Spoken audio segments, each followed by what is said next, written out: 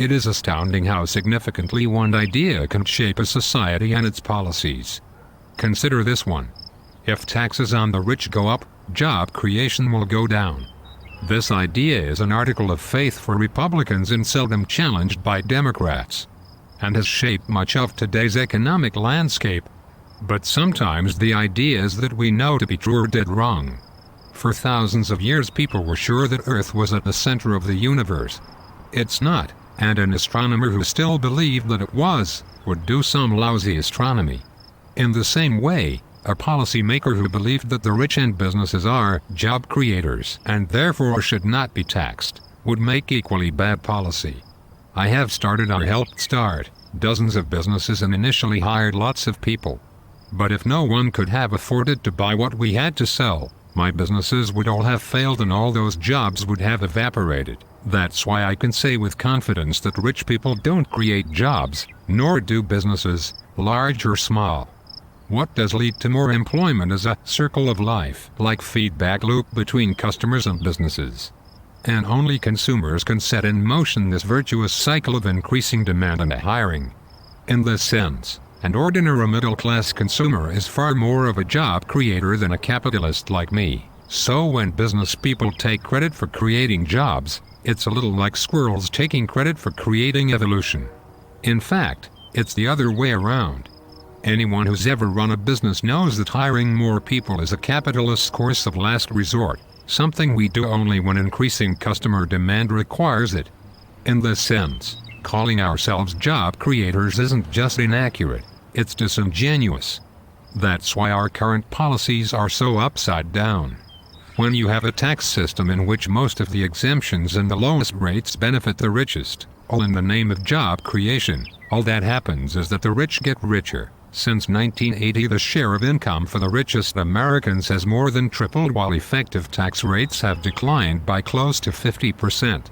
If it were true that lower tax rates and more wealth for the wealthy would lead to more job creation, then today we would be drowning in jobs.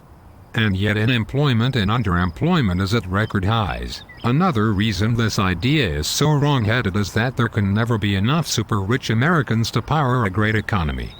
The annual earnings of people like me are hundreds, if not thousands, of times greater than those of the median American, but we don't buy hundreds or thousands of times more stuff.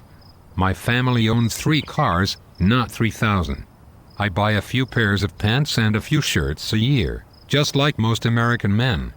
Like everyone else, we go out to eat with friends and family only occasionally. I can't buy enough of anything to make up for the fact that millions of unemployed and underemployed Americans can't buy any new clothes or cars or enjoy any meals out.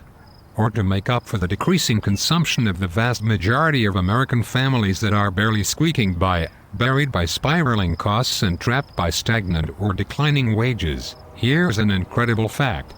If the typical American family still got today the same share of income they earned in 1980, they would earn about 25% more and have an astounding $13,000 more a year. Where would the economy be if that were the case?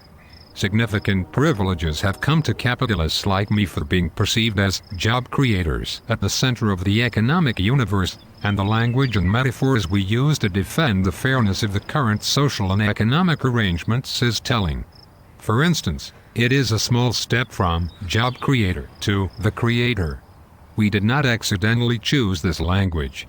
It is only honest to admit that calling oneself a job creator is both an assertion about how economics works and a claim on status and privileges. The extraordinary differential between a 15% tax rate on capital gains, dividends, and carried interest for capitalists, and the 35% top marginal rate on work for ordinary Americans is a privilege that is hard to justify without just a touch of deification. We've headed backward for the last 30 years.